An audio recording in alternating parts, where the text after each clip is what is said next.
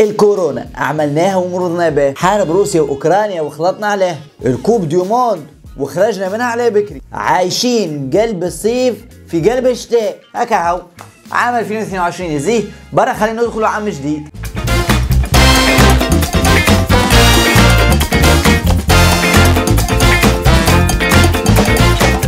عسلامة ومرحبا بكم الناس الكل في حلقة جديدة من لو شو اللي تجيكم ديما على باج الواو وترجع بيكم على أهم ما صار في بلاد. أول حاجة إن شاء الله كل عام وأنتم حيين بخير، وإن شاء الله عام سنة عام مبروك علينا الكل. سنة سعيدة. وربي بعد علينا العباد اللي تحب تحط لنا العصا في العجل. راني ولد حام. العام جديد دخلناه ونحن مصيفين، أوسوا في قلب ديسمبر.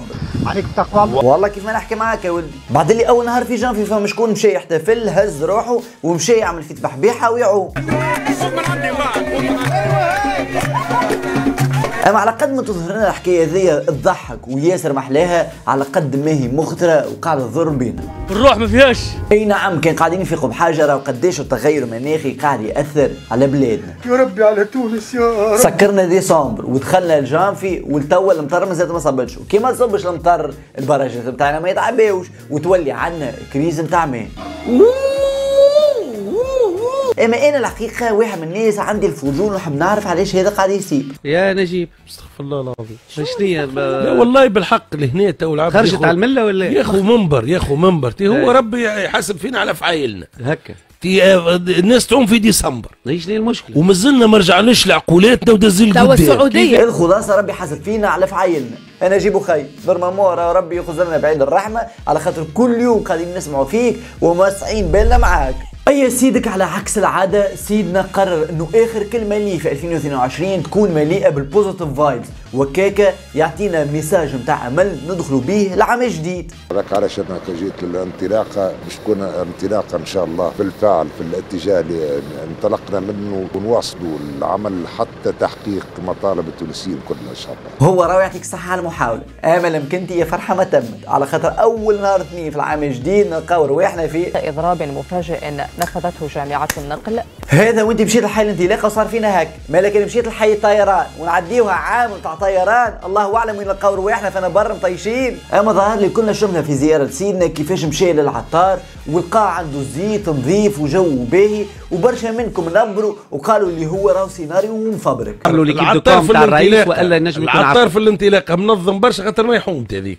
منظم برشا كاكا ينجم مسكين مشى الرئيس يترهوج العطار عنده جزء تخرج نظم اموره، جه رئيس الدوله ما انت راهو ما فيها بها كي يجي رئيس دوله لانه رئيس دوله ما عاديه المساله ما فيها حد شيء. انا اللي فهم حاجه من كلامه يفهم، حتى نجيب الجزيري ما لقى ما يحكي باش يدافع عليه وخيكم تحطوا فيه في المواقف هذه. بالله اللي مصلحة منك. اما بلادنا ما لاحظتوش حاجه في زياره سيدنا كي مشى وسال على العظم؟ هو مش موجود، العظم موجوده. تو الحرق العظم اليوم هبط 15%. نعم قد ايه العظم يا باشا؟ 15%. 15%؟ لا على خاطر لما كنت في بالي الدوله مسعرته بدينار و100، هذا اللي في بالي بيه، يعني فما حاجه من اثنين، يا سيدنا ما يعرفش قد يصوم العظم والا ما يسالش، نخلوا الدنيا تغلى والعباد تغلي كيف ما تحب. شنو 15% شنو 11% هكا هو. وفي الاخر ما نجموش نحكيو على عام جديد من غير ما نحكيو على قانون الماليه اللي التيتر نتاعو سنه فمشيت تركت تهريت فلست. وما تصعبوهاش برشا يا جماعه، قانون الماليه هو القانون اللي تحط فيه الدوله منين باش تجيب فلوسها ووين باش تصرف الفلوس هذيك. السنه الدوله قالت لك ما عندي بها وين وما عنديش منين نجيب وعليه باش نزيد في الضرايب وهاتك يا امبو، وهذا اللي ما عجبش برشا ناس وفما برشا منظمات كنترتو. اما لما كنت الشخص الوحيد اللي لقيته عاجبه هي الوزيره. قبل عندنا حاجات اللي هي معناها ما تمسش دون مانيير ديريكت المواطن وتنجم تدخل لنا شويه فلوس، ما فما حتى اشكال.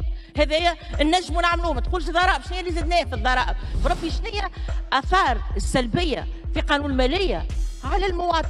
ما ريتش انا بكل صراحه، معناها المواطن كمواطن شنو هي الاجراء اللي يمس قفه المواطن. اما دام خيتي شبيكي ما تغش يجي يهبطي فينا بالكف واضرب بينا بالكف. يا اخي انتم تعملوا قانون ماليه ما بين الضرائب وما بين القروضات وتجيوا تقولوا ماهوش يمس المواطن. على انا مواطن تحكي، هو راهو نحن باش نعرفوا الحديث الكل ما عند المسؤول الاول في البلاد في علقلي مع العرجقلي. عسلامة مرحبا بيك سي العرجقلي، فرحانين انك تكون موجود معنا مرة اخرى في البرنامج نتاعنا.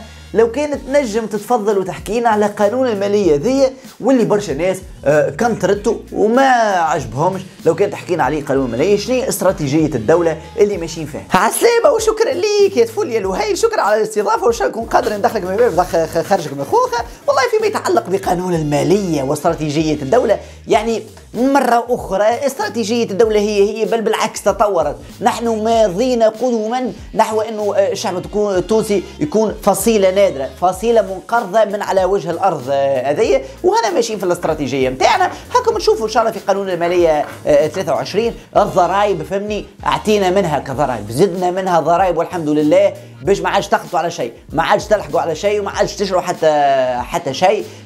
كيف ما شفتوا نحن رانا نحبوا العدل، باش نزيدوكم في الاسواق. الدعم هذاك اللي سنوات وسنوات وانتم تتغنون وانتم شيقون وتبرتعون بالدعم، قلت ربي ساعة الدعم ذاك هاو باش يتنحى. ولكن كما قلت نحن رانا عادلين، باش نخليو الشهري هي الشهري ماهيش باش تزيد مليم، والاسوام باش تلقى نار الاسوام وعليه نحن مازلنا راهو في نفس الهدف نتاعنا اللي قلته لك منذ اول حلقه استضفتني فيها. رانا ماشيين في الهدف هذاك بقدرة ربي، والقروضات الاجيال الجايه ساعه، الاجيال الجايه باش تجي تلقى رواحه لهنا مخنوقه بالديون ولا انتريس، وتبدا تخلص ومبقاي. ولكن الحمد لله هذا علاش نحن موجودين، الكفاءات التونسيه موجوده في الدوله، وعلى ذاك نحن موجودين اليوم، وان شاء الله تكون الاجابه الشافيه وضافيه. شكرا ليك سي العرجقلي على التوضيحات هذه هذه كانت حلقتنا لليوم من لوشو. كان عجبتكم ما تنساوش تحطوا كومنتير، ولا اسالوا العرجقلي زاد كيف في الكومنتات، وبارتاجيوها مع اصحابكم، ونحن نتقابلوا في الحلقه الجايه.